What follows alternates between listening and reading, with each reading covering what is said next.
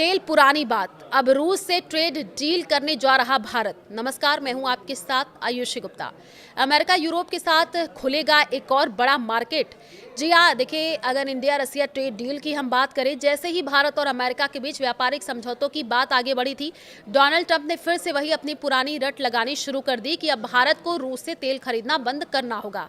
लेकिन भारत ने भी जवाब दे दिया था कि हम वही करेंगे जो हमारे देश के हित में होगा। अब अपनी इसी स्टैंड पर कायम रहते हुए अमेरिका और यूरोप से हाथ मिलाने के बाद भारत अब रूस के साथ मेगा ट्रेड डील करने जा रहा है। इस बड़ी खबर पर पहली मुहर खुद रूस के उप प्रधानमंत्री एलेक्सी ओवरचुक ने मॉस्को से लगा दी है। मॉस्को के एक बड़े बिजनेस फोरम में रूसी उप प्रधानमंत्री एलेक्सी ओवरचुक ने भारत के साथ होने वाली इस मेगा डील पर दिल खोल करके बातचीत की।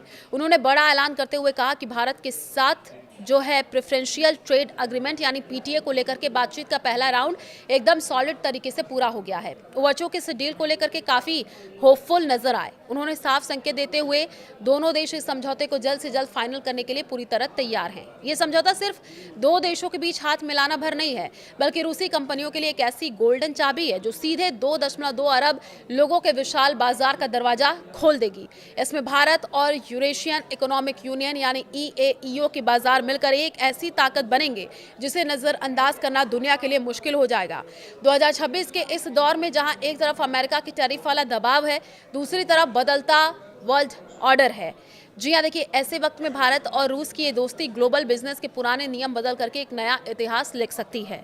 रूस भारत ट्रेड डील की 5 बड़ी बातें आपको बताने जा रहे हैं। देखिए, 2.2 अरब का बाजार है।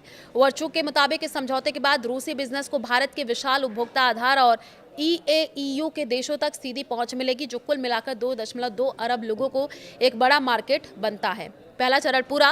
भारत और रूस ने यूरेशियन इकोनॉमिक यूनियन EAEO, जिसमें रूस के अलावा आर्मेनिया, बेलारूस, कजाकिस्तान और किर्गिस्तान शामिल है, उनके साथ ट्रेड जोन बनाने की दिशा में बातचीत का पहला राउंड कर लिया है।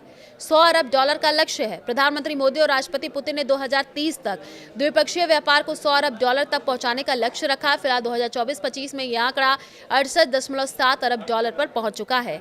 सेक्टर्स जिन पर नजर है, ऊर्जा, तेल, रक्षा के अलावा अब दोनों देश फार्मास्यूटिकल्स, कृषि, मशीनरी, केमिकल और तकनीक के क्षेत्र में एक दूसरे का साथ देने की योजना भी बना रहे हैं।